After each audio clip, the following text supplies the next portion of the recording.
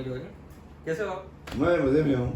Actually ये episode थोड़ा special है मेरे लिए क्योंकि ये मेरा पहला हिंदी एपिसोड है।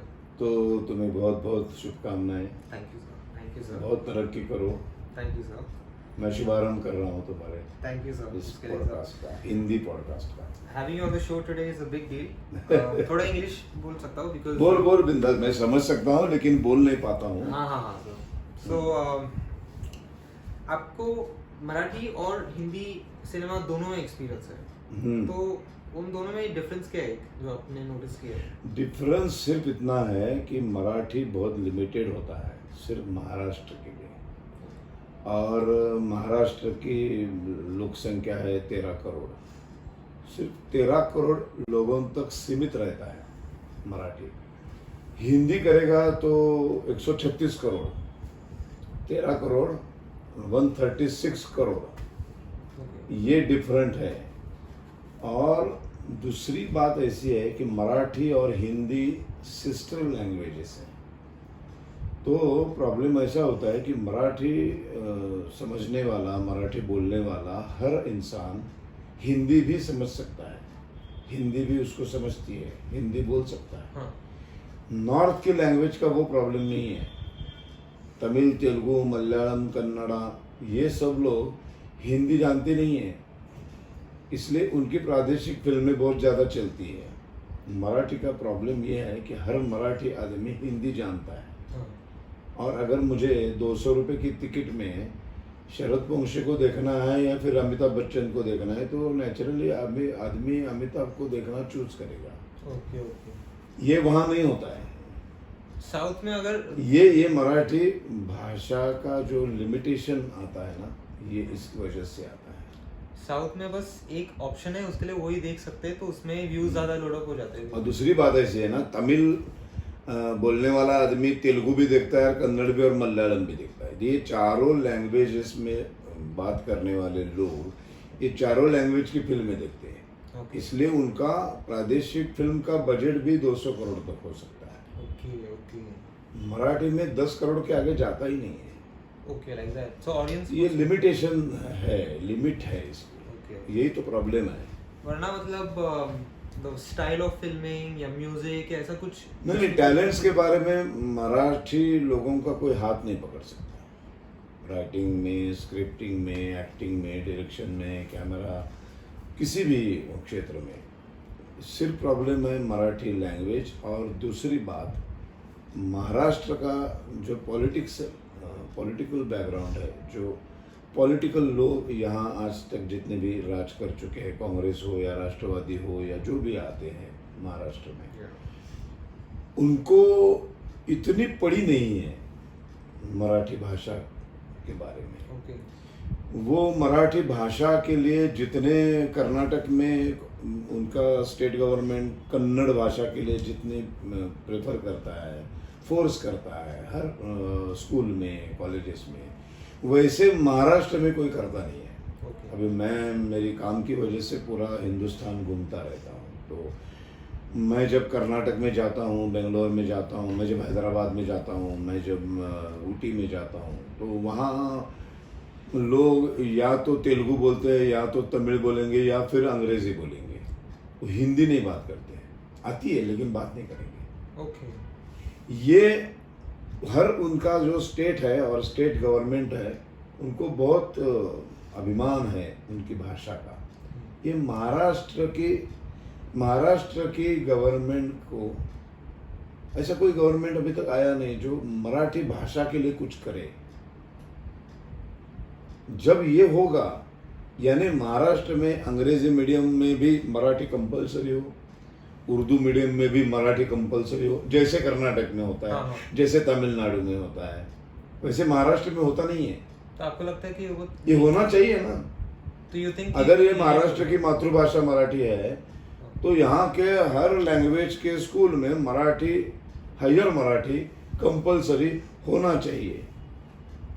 और ये कौन करेगा? तुम और मैं नहीं कर सकते, आम आदमी नहीं कर सकता। ये तो गवर्नमेंट की ड्यूटी है। अभी गवर्नमेंट को कुछ पड़ी नहीं है। अभी बीच बीच में राज ठाकरे साहब जो है बीच बीच में उभर कर आते हैं, सब शॉप्स के पार्टियां और ये बोर्ड बदल दो, मराठी में होनी चाहिए। अभी तो सुप्रीम कोर्ट ने भी डिक्लेयर किया कि सब महाराष्ट्र के जितने भी साइन बोर्ड्स होते हैं, यानी हर शॉप के ऊपर जो बोर्ड होता है वो सब मराठी में होना चाहिए। अभी ये उन्होंने भी अभी निकाल दिया है। Okay, like that. तो ये बेसिक प्रॉब्लम, एक तो मराठी भाषा और मराठी महाराष्ट्र के राज्यकर्ता जो भी यहाँ आते हैं किसी भी पक्ष के हो, उनको मराठी के बारे में उतना प्यार मोहब्बत नहीं है जितनी नॉर्थ और साउथ के लैंग्वेजेस में उनके राज्यकर्ताओं को। बस नाम से बोलने की जगह सर। बस ओके।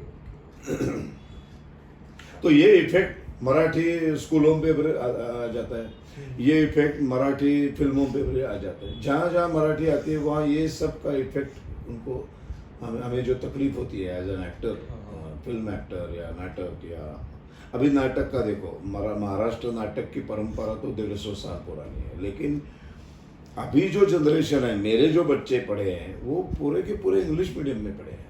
हाँ। तो जो मेरे जो नाटक आता है, मैं जो वसंत कानेटकर की भाषा बोलता हूँ या जयवंत दळवी की भाषा बोलता हूँ, ये मेरे बच्चे ऐसे देखते रहते, ये कौन सा शब्द है यार।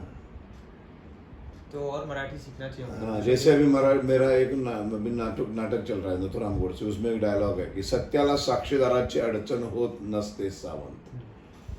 तो ये सुनने के बाद महाराष्ट्रियन लड़का भी अपने माँ बाप को देखने लगता है, ये क्या बोला। इसका ट्रांसलेशन जरा दे सकते हो?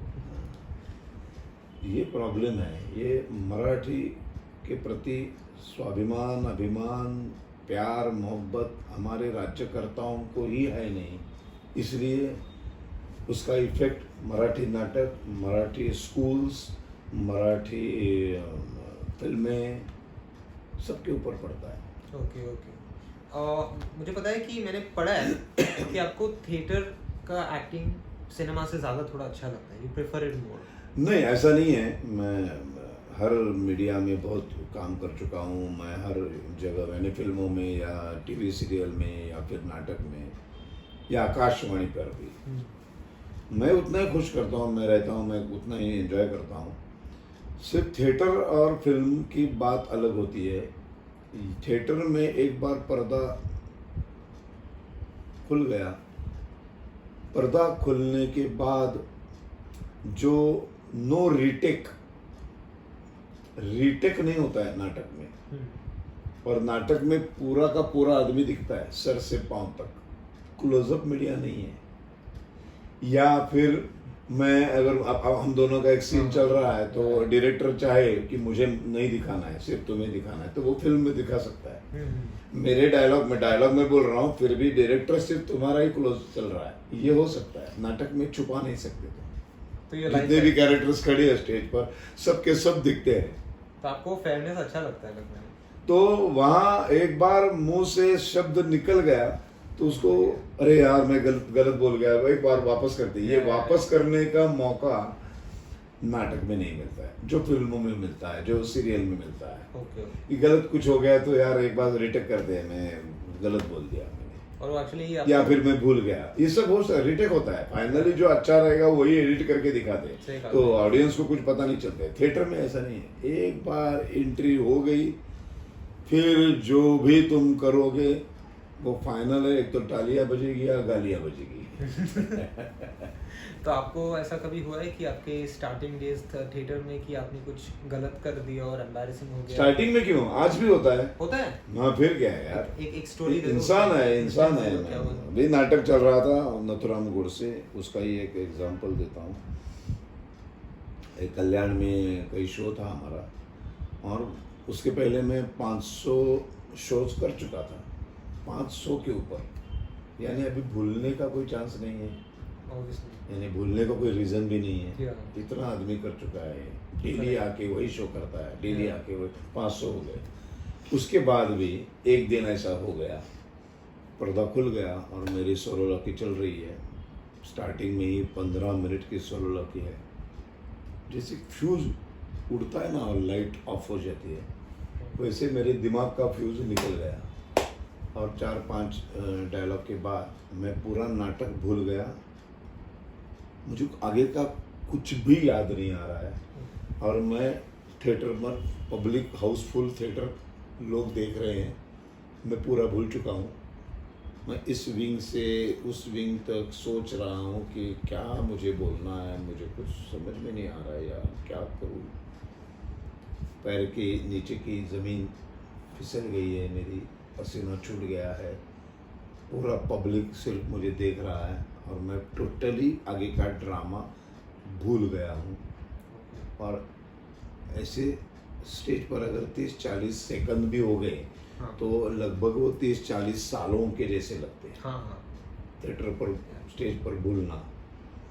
और मैंने फिर सोचा चलो यार अभी मैं माफ़ी चाहता हूँ, लोगों की माफ़ी मांगूंगा, पर्दा वापस डाल दूंगा, 5 मिनट सोचूंगा और फिर वापस नाटक शुरू करूँगा। ये सब मेरे दिमाग में चल रहा है ऑन स्टेज चालू नाटक में।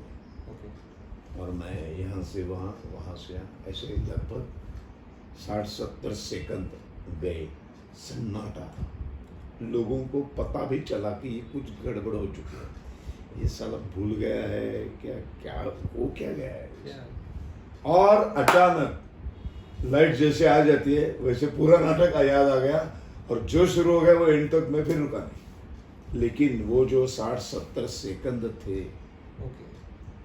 वो हॉरिबल थे, बहुत ही हॉरिबल थे। मतलब आपको ये कभी भी कितना भी आदमी सीनियर हो, कितना भी वो काम कर चुका हो, ये कभी भी हो सकता है। इसीलिए तो नाटक की मजा अलग है। नाटक is very dangerous. Adrenaline rush जो मिलता है वो अलग है, वो बहुत डेंजर है। बट आपको 30-40 सेकंड में आपका एक्सप्रेशंस क्या थे? मतलब वाज इट जस्ट ब्लैंक? या मैं सोच रहा था मैं करूं क्या अभी, इसको कैसे निभाऊं, आगे कैसे लेके जाऊं मैं, कुछ समझ में नहीं आ रहा है। चलो ये आगे का डायलॉग भूल गया, उसके आगे का तो कुछ तो याद आएगा, या ये सोलोलॉकी के बाद कौन सा सीन है, तो चलो यार ये मैं डायरेक्ट एग्जिट करूं और वो सीन शुरू कर दूं। कुछ भी नहीं याद आ रहा, टोटल ब्लैंक।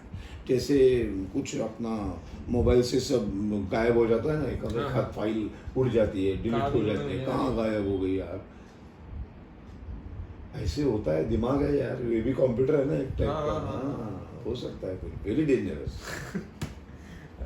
अभी भी आपका चल रहा है मतलब? अभी वापस मैंने शुरू किया है 50 शोज के लिए नाथुराम गोडसे बोल के। एक्चुअली 2018 में मैंने डिक्लेयर करके बंद किया था कि इसके बाद में ये कभी नहीं करूँगा, क्योंकि 1998 से 2018 यानी 20 साल 1100 शोज मैंने किए। बहुत कंट्रोवर्शियल प्ले रहा। नाथुराम गोडसे यानी गांधी जी का हत्यारा, जिसने गांधी जी को मारा, तो इस देश में उसको कोई लोग इंडिया का फर्स्ट टेररिस्ट भी कहते हैं। तो उसकी भूमिका मैंने की 20 साल तक। बहुत ट्रोलिंग हो गया, बहुत कंट्रोवर्सी हो गई, बहुत लोग मारने के लिए आए, बहुत कुछ हो गया। उसके ऊपर अभी मैंने किताब लिखी है, मी आणि नथुराम, मराठी में। वो भी बहुत बेस्ट सेलर किताब है पिछले साल की। तो अभी 18 से 23 तक जब मैं घूमता था, मेरे स्पीचेस चलते, स्वतंत्र वीर सावरकर, मैं स्पीकर भी हूँ। मैं स्वतंत्र वीर सावरकर, भारत कल आज और कल, वंदे मातरम से जनगण मन तक की जर्नी, बाजीराव पेशवा, ये मेरे सब्जेक्ट्स है। इसके ऊपर मैं भाषण देता हूँ पूरे महाराष्ट्र में, पूरे देश विदेश में जाता हूँ मैं, इंग्लैंड में जाता हूँ, ऑस्ट्रेलिया में जाता हूँ। वहाँ भी मराठी ऑडियंस होती है? मराठी होती है, हिंदी में भी मैं बोलता हूँ, तो वहाँ हिंदी तो बहुत लोग होते हैं। अभी मैंने इंग्लैंड में जून जुलाई में गया था अभी पिछले, तो 19 दिन में 16 जगह मैं इंग्लैंड घूमा और मेरे स्पीचेस हुए।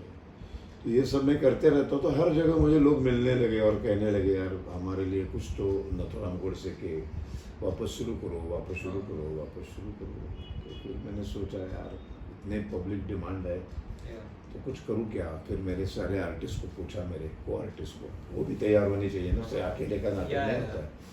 तो बोले चलो यार करते हैं, तो लेकिन फिर सिर्फ 50 शोज के लिए 26 जनवरी तक मैं करूँगा। 2024 26 जनवरी? हाँ, लास्ट शो करूँगा, 50वां शो, और मैं ख़त्म कर लूँगा। आपके पर्सनल थॉट्स क्या है नाथुराम गोडसे? पर्सनल थॉट्स ऐसा है, देखो कोई भी किसी भी मर्डर या किसी भी हत्या का कोई समर्थन नहीं करता है, जो खुद नथुराम ने भी नहीं किया। लेकिन हत्या क्यों की गई, इसके पीछे का जो रीज़न है वो बहुत मायने रखता है। क्यों मारा होगा? सबसे बड़ी बात क्या है ना, आज हम 2023 में बात कर रहे हैं। हम सब, तुम, मैं, सब लोग आज़ाद हिंदुस्तान में पैदा हुए लोग हैं। हमने गुलामी देखी नहीं है, हमने ब्रिटिशों का वो राज देखा नहीं है, हमने लाठियाँ काठियाँ खाई नहीं है, हमने अत्याचार सहन नहीं किए हैं। हम बहुत आज़ाद सुरक्षित घरों में पैदा हुए हैं। यहाँ 2023 में बैठकर 1948 में, 1936 में, 1937 में क्या हुआ और वहाँ उस वक्त लोगों ने क्या क्या किया, वो यहाँ बैठ के एसी में बैठ के वो सब गलत थे और ये सब सही थे, ऐसा कहना गलत है। सिर्फ हम ये कर सकते हैं, एक लॉजिकल उस घटना को देख सकते हैं और उस घटना को लोगों के सामने रख सकते हैं। तो मैं नाटक का मेरा यही मतलब है कि मैं उस घटना को, नथुराम का जो कहना था, जो उसने 7 दिन तक अपना बयान दिया स्पेशल कोर्ट में, लाल किले के ऊपर ये केस चली, तो उसके सामने जो उसने बयान दिया 7 दिन तक, उसने लॉयर भी नहीं लिया था, वो खुद उसकी केस लड़ रहा था। 7 दिन तक बयान ख़त्म होने के बाद जब स्पेशल कोर्ट के जज ने कहा कि हम आपको फांसी देने जा रहे हैं, तो ये कहने से पहले, मौत की सज़ा सुनाने से पहले जो जज ने कहा है वो बहुत इम्पोर्टेंट है। वो कहा, उसने ये लिखा है, ये बुक में है सब। उसने कहा ये 7 दिन जब नथुराम गोडसे अपना बयान कह रहा था, पढ़ रहा था, तब यहाँ मौजूद, कोर्ट में मौजूद सब लोग रो रहे थे। मुझे उनकी रोने की आवाज़ सुन रही थी, मैंने उनके आंखों में आंसू देखे हैं। एक भयानक सा सन्नाटा उस कोर्ट के आवार में था। और जो भी ये किसने कहा है, ये बहुत सोचने लायक है, इसके ऊपर सोचना पड़ेगा। आज अगर यहाँ बैठे, यहाँ मौजूद 7-8 लोगों को अगर जूरी बनाया जाए और अगर उन्हें कहा जाए कि तुम इसका फैसला सुनाओ, तो मैं गारंटी से कह सकता हूँ कि नथुराम गोडसे को लोग निर्दोष छोड़ देंगे। ऐसा क्यों? क्योंकि उस टाइप का बयान उसने दिया 7 दिन। Why I kill Gandhi, 55 reasons उसने बताया। बहुत बड़ी किताब है वो भी। और इसलिए ये जानना ज़रूरी है। दूसरी बात, उस वक्त के प्राइम मिनिस्टर जवाहरलाल नेहरू, उनके आदेश से नथुराम गोडसे का बयान लोकल पेपर में छप के नहीं आया। वैसा आदेश था पुलिस को, जो पत्रकार थे जो लिख रहे थे, उस ज़माने में मोबाइल नहीं था, ऐसा रिकॉर्डर कुछ नहीं था, जो भी होता था सब लिख लेते थे। तो जब लिखते थे सब बयान, तो कोर्ट के बाहर जाने से पहले पुलिस हर पत्रकार के हाथ से वो कागज़ खींचकर उसको फाड़ देती थी और धमकी दी जाती थी कि अगर नथुराम गोडसे का एक भी शब्द अगर उसने दूसरे दिन वर्तमान पत्र में छापा तो उसके परिणाम बहुत भयानक होंगे। तो सरकार क्यों डर गई नथुराम के बयान से, और उसी बयान को लेकर हमने नाटक किया है। हम सिर्फ उस बयान को जो दबाया गया पिछले जो है वो दिखाया, सिर्फ हमने उसको रखा है। हमने नथुराम सही है गलत हमने नहीं कहा है। तो तुम देखो, नाटक देखो, घर जाते जाते तुम तय करो सही था या गलत था। हम नहीं कह रहे, हम सिर्फ उसको रखना चाहते हैं। और ऑलरेडी वो फांसी पे लटक चुका है, यानी सजा तो भुगत चुका है वो। तो अब क्या है, गांधी भी गए, नथुराम भी गए, आपका चॉइस है, आपका चॉइस है। Exactly. Moving on from theatre, cinema पे राइट, डायरेक्टर और एक्टर का एक स्पेशल कनेक्शन होता है ऑन सेट पे, तो आपको कभी अफेक्ट हुआ है कि डायरेक्टर आपके साथ कैसे थे, या if he like your performance, if he didn't, या आपका एक्टिंग सेम हुआ, मतलब डायरेक्टर के साथ रिलेशनशिप कैसा होता है ना, बहुत अच्छा होना चाहिए डायरेक्टर के साथ, क्योंकि अलग अलग टाइप के डायरेक्टर्स होते हैं। कोई शॉर्ट डिवीजन में एक्सपर्ट होता है, तो कोई नॉवेल में एक्सपर्ट होता है, कोई एक्टिंग करवा के लेने में एक्सपर्ट होता है।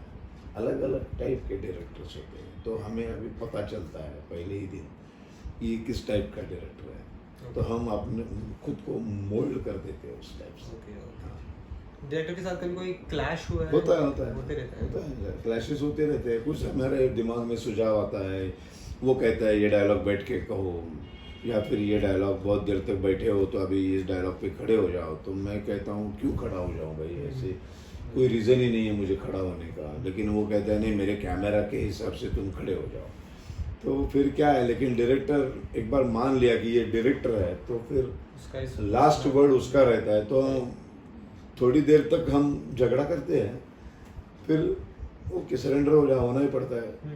फिर बोलते ठीक है यार, मुझे मंजूर नहीं है लेकिन तू कह रहा है तो मैं करता हूँ, फिर मैं कर दे, करना पड़ता है ना उसको। एक बार डायरेक्टर मान लिया तो खत्म हो गई ना बात। करेक्ट। नहीं तो फिल्म मत करो फिर, या तुम्हारे पास एक ही चॉइस है, करो तो उसके हिसाब से करो, वरना मत करो। बट बिहाइंड द सीन बहुत केओस होता है, बट वो होता है ना, होता है, वो वहाँ कैसे लिखेगा। या ऑब्वियसली। लेकिन ये सब सिर्फ काम के लिए होता है झगड़ा, ये पर्सनली कुछ होता नहीं है। वर्क वाइज मतलब हाँ, पर्सनल लाइफ पे एज फ्रेंड्स एज मेरे कई दोस्त है लड़कियां मेरी इस फिल्म में इंडस्ट्री में, जिनके अलग अलग एक्सपीरियंसेस होते हैं डायरेक्टर के साथ। कभी कभी होता है लड़कियों को झेलना पड़ता है। Actually these days we can't say लड़कियों को झेलना पड़ता है। 2023 उसको अच्छी लगती है लड़की, और वो अगर उसको घास नहीं डालेगी तो वो फिर सेट पर उसको बहुत तंग करेगा। Okay okay. हाँ, वो जो कैसे भी डायलॉग बोलेगी तो वो बोलेगी यार ये बराबर नहीं है, वापस करो वापस करो। ये सब होते रहता है, ये हम लोग देखते रहते हैं। लेकिन जब तक लड़की मदद नहीं मांगती है तो हम मदद नहीं करते, क्योंकि फायदा नहीं है कुछ मदद। मैंने ऐसा भी हो चुका है मेरे साथ यार, मुझे मेरे आंखों के सामने हुआ तो मैंने बीच में आ गया, ये क्या कर रहा है, तो उसको क्यों तंग कर रहा है। तो लड़की ने मुझे बोला तुम क्यों बीच में आ गए, तो यार साला ये तो लफड़ा हो गया। मैं चुप बैठ गया, बोला जब तक वो मदद मांगने आएगी तब मैं उसको टोक दूंगा, मारूंगा भी, लेकिन तब तक मैं कुछ नहीं करूंगा। डायरेक्टर परेशान कर रहा है बट शी लाइक्स इट। हाँ ओके। अरे बाप रे, अलग अलग एक्सपीरियंस। ये पहली बार सुना है मैंने कि किसी होता को है। नहीं चाहिए, कोई हरास कर रहा है। होता है, अरेस्ट करने के बाद भी नहीं चाहिए, क्योंकि उसको डर है कि वो डायरेक्टर उसको वापस नहीं लेगा। ओके।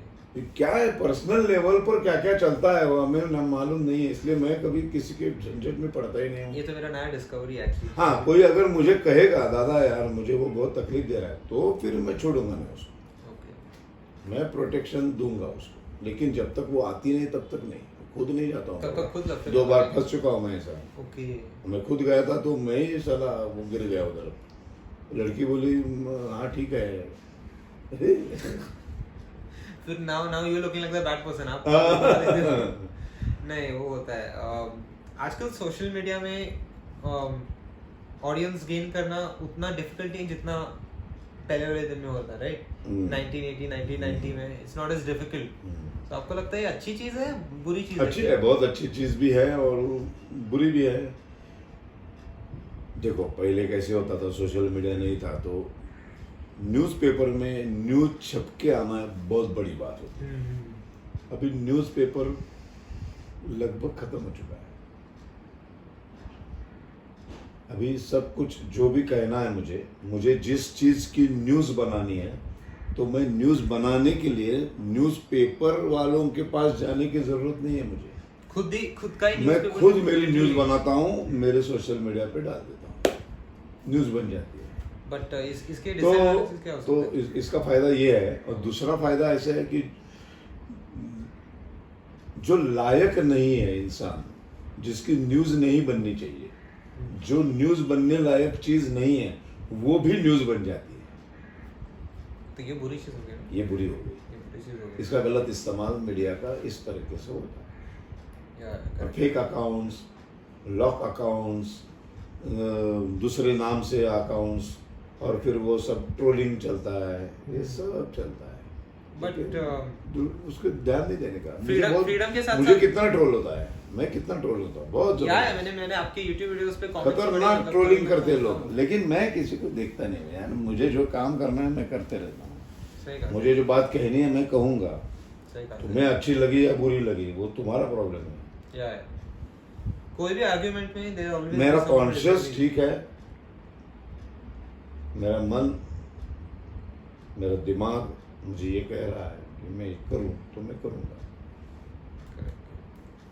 आपका एक YouTube चैनल है राष्ट्र स्वाहा। राष्ट्राय स्वाहा। सो उसका थीम क्या मतलब उसमें आप क्या कर राष्ट्राय स्वाहा पे नो एंटरटेनमेंट, सिर्फ देव, देश और धर्म। एजुकेशनल? नो एजुकेशन, ये बहुत बड़ा एजुकेशन है, ज्ञान। या देव, देश और धर्म के लिए जो भी विचार प्रकट होना है वो सब मैं उसके ऊपर करते रहता हूँ। और मेरे बहुत स्पीचेस होते हैं जो मैंने कहा पहले, वो जब जहाँ भी स्पीच होता है तो उसका एक वीडियो निकाल के मेरे यूट्यूब चैनल पे मैं डाल देता हूँ, ताकि वो सुनने के लिए 1000 लोग आते हैं, तो यूट्यूब चैनल से 2.5 लाख तक वो पहुँचता है। करेक्ट। तो ये एडवांटेज है सोशल मीडिया। जैसे अभी मैं इंग्लैंड में व्याख्यान देने के लिए गया था। अभी इंग्लैंड में हिंदुस्तानी लोग बहुत कम हैं, यानी कि उस हिसाब से कम है ना, ब्रिटिश से ज़्यादा है। तो जो आते थे 300 350 लोग, तो एडलेड में 300 लोगों ने सुना और लंदन में 400 लोगों ने सुना, तो सिर्फ 400 लोगों ने ही सुना। लेकिन वो वीडियो मैंने जब यूट्यूब पे डाला तो उसको मेरा एक वीडियो 2 लाख लोग सुनते हैं। तो ये फायदा होता है। अभी इंडिपेंडेंस आ गया ना, मतलब और इसके लिए मुझे किसी के पास जाने की जरूरत नहीं है। मेरा वीडियो, मेरा चैनल, समय की पाबंदी नहीं है, शाम को 5 बजे एपिसोड आता है, ऐसा कुछ भी नहीं है। मेरे जब भी अपलोड करना है कर दो। हाँ, मैं जब चाहूँ मैं कर दूँ। एक्चुअली हमारी अभी ये जेनजी के लिए, हमारा जो जनरेशन है उसके लिए उतनी बड़ी चीज़ नहीं है, बट एक्चुअली आप जब ये शिफ्ट देख रहे थे आप तो बहुत इमोशनली वेरी हैप्पी, क्योंकि अभी देखो ना, I don't need a director या प्रोड्यूसर या डायरेक्टर। 10 साल पहले की हमारी जिंदगी और अब इस 10 साल की जिंदगी टोटल चेंज, बहुत अलग है। अभी देखना, मेरे ये नाटक है, अभी जो नाटक आया, तो ये नाटक मैंने पेपर में 2 दिन का जाहिरात करता हूँ मैं, सिर्फ पब्लिसिटी। सोशल मीडिया पे पूरा टारगेट मेरा सोशल मीडिया है, क्योंकि सारी सबसे ज़्यादा पावर जवान, सारे यंगस्टर्स पूरे सोशल मीडिया पे रहते हैं। तो फिर सोशल मीडिया पे मेरा हर शो कहाँ है, अभी 27 को ठाणा में है, 28 को दामोदर में है, ये सब मैं सोशल मीडिया पे डालता रहता हूँ। पहले नाटक देखने के लिए, फिल्म देखने के लिए अगर जाना हो तो 4 दिन पहले थिएटर जाओ, टिकट निकाल के लाओ, तो टिकट संभालो। अभी कुछ नहीं, बुक माई शो, ऑनलाइन टिकट बुक हो जाता है, कहीं जाने की ज़रूरत नहीं है, डायरेक्ट नाटक सिनेमा देखने जाओ। अभी कौन आता है वहाँ, लाइन बिन वो सब गया, ब्लैक बिग चलता था हमारा यहाँ। अभी तो from the comforts of your home ना, 100 का 200, 100 का 200, 100 का 200 ऐसे घूमते थे लोग। No more need to do that, खत्म हो गया सब। अभी तो कोई लेगा भी टिकट नहीं। बारी पर लाइन लगना बंद हो गया, या कोई जाता ढूंढ देखता भी नहीं है, करेक्ट। सब online. Moving on to the most important part of your life, आपको कैंसर डायग्नोस लगता है 2019 में हुआ था? 19 में पूरा साल मैंने, तो उसका स्टोरी क्या एग्जैक्टली हुआ, क्या था? कुछ नहीं, 18 मार्च अप्रैल से मुझे बुखार आने लगा शाम को। ओके। और वजन कम होता गया, थोड़ा थोड़ा, भूख लगना बंद हो गया। फिर मैंने अप्रैल में ऐसे डोलो बिलो लेके मैंने निकाला, बहुत ज़बरदस्त बिजी था, 24/7 में काम करता था और ट्रैवलिंग बहुत, समझ में नहीं आता था क्या, ये शाम को आता था बुखार, दिन भर अच्छा, 5-6 बज गए तो बुखार आया, ठंडी लगने लगी थी, समझ नहीं रहे। फिर फ़ोन करो, फिर डोलो ले लो, फिर पसीना आ जाता है, फिर शुरू, ऐसे करते करते अप्रैल में 2 महीने निकाले मैंने। उसके बाद एक आयुर्वेदिक वैद्य बोलते हैं ना उसको, आयुर्वेदिक को, हाँ, तो उसको मिला मैं जाके इधर बोरीवली में, तो उसने कुछ जड़ी बूटी दी, साला ठीक हो गया। तो मई जून जुलाई तक मैं एब्सोल्युटली नॉर्मल, Okay. बुखार बिखार सब बंद। फिर चालू वापस, फिर मैंने बहुत सीरियसली लिया उसको, और फिर एक एक डॉक्टर करते करते नवंबर दिसंबर में डिटेक्ट हो गया कि ये, कहाँ लेकिन था? बहुत देर हो चुकी थी। मार्च से मुझे कैंसर हुआ था, लिम्फोमा बोलते हैं उसको। मेरे कैंसर का नाम है हॉजकिन लिम्फोमा। Okay. पूरे शरीर में फैल चुका था, क्योंकि मार्च अप्रैल मई जून जुलाई अगस्त सितंबर अक्टूबर नवंबर तक मैं कैंसर को पाल रहा था अंदर, मुझे ही नहीं पता। तो आपके मतलब बहुत लेटर स्टेज पे हो गया लगता है। लास्ट स्टेज, ओह। यानी कि 50% ये आदमी जाएगा, 50% बचेगा, इस स्टेज पर मैं आ चुका था। तो आपका I mean obviously in the start doctors ने बोला था कीमो करने के लिए, राइट? तो आपने- बोले पहले 12 कीमो करते हैं, उसके बाद फिर देखेंगे कीमो बढ़ानी है या रेडिएशन पे जाना है, वो भी सब। लेकिन मैं बहुत ज़बरदस्त लड़ने वाला आदमी हूँ, पॉजिटिव हूँ, तो मैंने बोला यार मैं भी जाने वाला नहीं हूँ ऐसा, मुझे बहुत काम बाकी है मेरा। तो आप चलो। मतलब जो आपकी कैंसर डायग्नोज होने के बाद भी आप काम करना यू कंटिन्यू नहीं ना कर, कैसे कर सकते, नहीं कर सकते? पूरे बाल चले गए Yeah. सब, एब्रो एक बाल नहीं रहता है शरीर पर। करेक्ट। और इतना तो फोटोग्राफ देखेगा तो नहीं, मैंने देखा एक्चुअली, मैंने मैंने आपका एक इंटरव्यू देखा था किसी के साथ। बहुत खतरनाक दिखता था। या आई रिमेम्बर, बहुत अलग दिखा अरे हड्डी पसली दिखती थी, ऐसा कुछ 27 kg कम हो चुका था। और इन्फेक्शन भी, फटाक से इन्फेक्शन होता है ना, या कीमोथेरेपी चलती है हम्म। तो बाहर जाना बंद, घर पर बंद। 7 दिन तक डेली, हर हफ्ते वो ब्लड लेके जाता था, सुबह डेली ब्लड चेकअप होता था।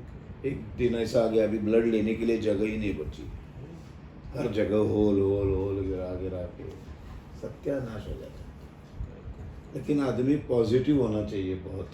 आप बहुत पॉजिटिव हैं। हाँ, और हमने ये आयुर्वेदिक उपचार शुरू किए। मेरी बीवी अध्यात्म करती है, ये शिव योगी है वो, तो उनके कोई मंत्र, उनका कोई गोमूत्र ने बहुत कमाल कर दिया। तुलसी, कड़ुनिम्ब और बेलपत्र का काढ़ा बना के हम लोग पीते थे। तो आपको लगता है आयुर्वेदा इज मोर इफेक्टिव? हाँ, बहुत जबरदस्त। कैंसर पूरा गया उस हफ्ते का? पूरा पूरा खत्म। आपने did you go for a checkup और समथिंग? मतलब कितने अभी 19, 20, 21, 22 और 23 हर साल वो करता हूँ मैं चेकअप। ओके यू स्टिल, आप अभी तक मतलब चेकअप करना ही पड़ता है हर Okay. साल में एक बार। ओह या हाँ, नॉट स्पेसिफिकली फॉर कैंसर? नहीं अभी तो ये आदत हो गई। अभी तो वो पैकेज ले लिया है मैंने, तो साल फिर में आप- एक बार फुल बॉडी चेकअप। तो अभी आप झंझट ही नहीं मतलब ना। और केयरफुल हो गया मतलब अपने लाइफ के साथ? हाँ, ये तो करिए, ऑटोमेटिकली किया हो तो जाता मतलब- है, ऑटोमेटिकली तो अभी तक डर है मतलब? सिंपल एक बताता हूँ, ये जो मोबाइल है ना, इसका नेट परमानेंटली चालू रखते हो ना तुम, ये कैंसर को इनवाइट करता है। नेट चालू है, तुम मोबाइल बात करेगा, नेट पे देखेगा और जेब में रखेगा, तो तेरे शरीर को ये मोबाइल टच है, तो ये खींच लेता है सब रेज, और वो इफेक्टेड ऑन योर बॉडी। इसलिए ये आदत डाल दो अभी। तुम्हारा पूरा जनरेशन को मैं तुम्हारे इस चैनल के तरफ से कह रहा हूँ कि जब भी मोबाइल देखोगे, नेट ऑन करो, जो भी मैसेज देखो, जिसको रिप्लाई करना करो, वापस नेट ऑफ करो और जेब में रखो। ये आदत डाल दो, इससे 10% कैंसर इनवाइट करना बंद करोगे। दूसरा, सारे कोल्ड ड्रिंक दुनिया के बकवास है, एक भी कोल्ड ड्रिंक अच्छा नहीं है। कोल्ड ड्रिंक टोटली बंद। Not even Limca? नो 2019 से आज तक मैंने कोल्ड ड्रिंक नहीं लिया। अगर तुम्हें ठंडा पीना है, मुंबई में रहते हो, बहुत गर्मी होती है यार, कुछ ठंडा पीना है, ठंडी लस्सी पियो, छाछ पीना, किसी भी फ्रूट का जूस पियो, मिल्क शेक पियो, बर्फ पानी में डालो, ऐसा ज़्यादा से ज़्यादा सर्दी होगी बर्फ से, उससे कुछ बिगड़ता नहीं है। लेकिन कोल्ड ड्रिंक पॉइजन है। उसमें एक्चुअली आधे चीज़ें डालते हैं, हमें पता ही नहीं कहाँ से मतलब। तीसरी चीज़, ये 2 चीज़ें बताइए। तीसरी चीज़, ये हमारे आसपास जो बिल्डिंग के ऊपर जो टावर्स, मोबाइल के टावर्स होते हैं ना, वो बहुत डेंजरस है। पर वो तो अभी सब जगह हो गए ना। तो उसको तो तू कुछ नहीं कर सकता है, लेकिन इसको कर सकता है ना। हम्म। और हर जगह बिस्लरी का ही पानी पियो ऐसा नहीं है। मुंबई, पुणे, नासिक ऐसे जो बड़े बड़े शहर है, Yeah. डायरेक्ट नल का पानी पीना विदाउट फिल्टर, कुछ नहीं होगा, कुछ नहीं, मैं कुछ नहीं करता हूँ अभी। मैं होटल में जाता हूँ, पूछते हैं ना होटल में, सर बिस्लरी लाऊं? बिल्कुल नहीं, वो नल का पानी लाओ। वो इम्यूनिटी बढ़ाता है, प्रतिकार शक्ति बढ़ाता है। तुम बिस्लरी पीकर तुम्हारी प्रतिकार शक्ति को ही कम कर देते हो। बट पहले तो मतलब आपकी डायग्नोस होने से पहले you were never this careful. कैसे एक्टर की लाइन ही ऐसी है हाँ, यार, तो ये we don't pay careful attention कैसे to- रहोगे? रात को 9 बजे का शो, रात को 2 बजे शो खत्म होने के बाद खाना, फिर उसके बाद ट्रैवलिंग, कैसे रहोगे? सही बात है। लेकिन एक बार झटका बैठने के बाद आदमी ऑटोमेटिक थोड़ा मतलब थोड़ा तो होता है ना, हो जाता है। फिर भी बहुत केयरलेस हूँ मैं, फिर भी बहुत संभालता हूँ बाहर जाने के बाद भी, टाइम टू टाइम थोड़ा खाना। सबसे बड़ी बात, मैंने बिस्लरी बंद की, मैंने कोल्ड ड्रिंक बंद किया, नेट ऑफ रहता है मेरा हमेशा। अभी एक्चुअली ये बहुत इंटेंस हो गया ना कैरेक्टर के बारे में, बट अभी थोड़ा लाइट करते हैं। एक एक्टिंग के इसके ऊपर बात करनी थी आपसे, एंड एकदम क्लीशे सवाल है एक्चुअली, बहुत लोग पूछते हैं, बहुत लोगों के बारे में अलग जवाब होते हैं, but it's very interesting to know what does it take to be a good actor. एक अच्छा कलाकार होने के लिए एक अच्छा इंसान होना बहुत जरूरी है। ह्यूमन बीइंग बहुत अच्छा हो, एक अच्छा इंसान हो तुम, इंसानियत अगर तुम में हो तो हर अच्छा इंसान अच्छे इमोशंस को एक्सप्रेस कर सकता है। एक्टिंग यानी क्या है? इमोशंस है, नौ रस को प्रेजेंट करने वाला एक्टर होता है। नो इमोशंस, नो इमोशंस, 13 थे। नौ रस है।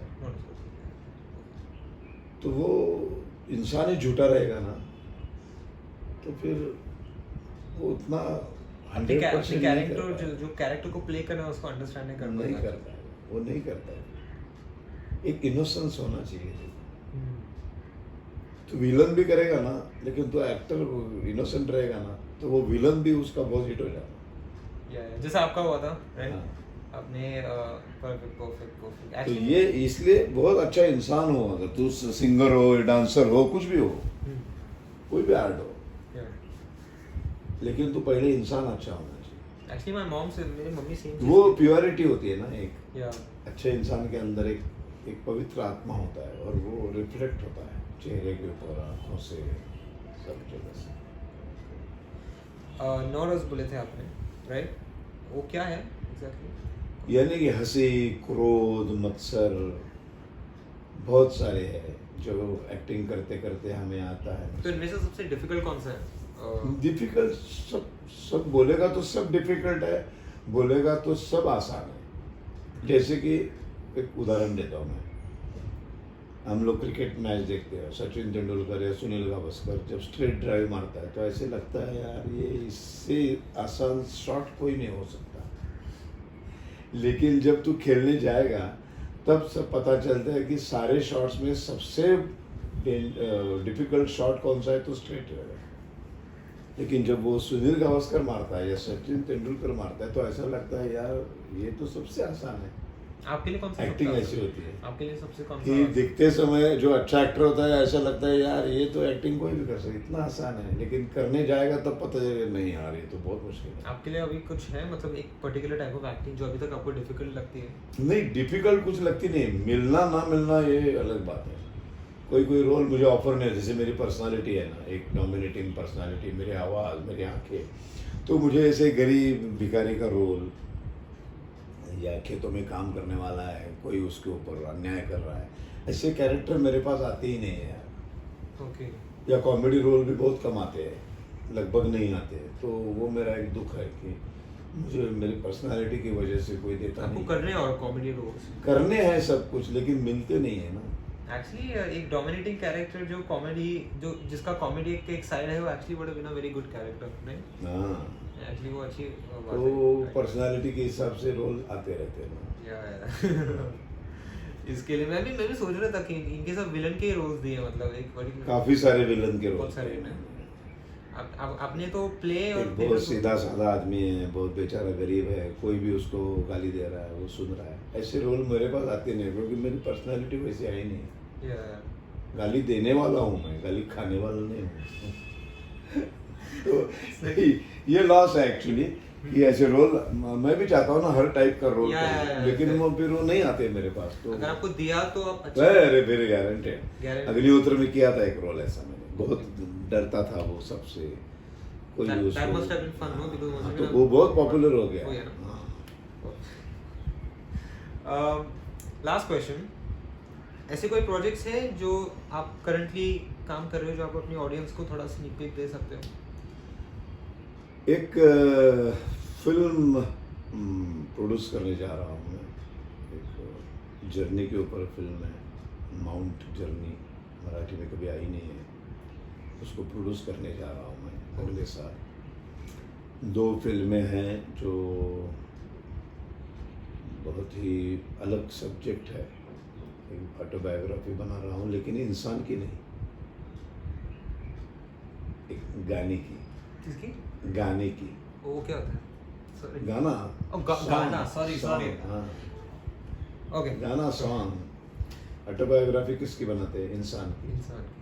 मैं बनाने जा रहा हूँ एक सॉन्ग की, उसको कौन सा सॉन्ग मत पूछ क्योंकि वो बाद में आएगा, थोड़ा तो सस्पेंस रहेगा। तो ऐसा है 2024 में ये तो बहुत बड़ा लेवल पे जाएगा वो, पूरे हिंदुस्तान, पूरे इंटरनेशनल फिल्म बनाने की सोच रहा हूँ मैं। और उसका सब लिखना भी है मुझे, राइटर डायरेक्टर, और एक फिल्म है जो मेरा लड़का अभी डायरेक्ट करेगा, उसका प्रोड्यूस मैं कर रहा हूँ। ओके तो देखते हैं देखने को मिलेगा very soon. Thank you so much. Best of luck. Thank you so much. Yes.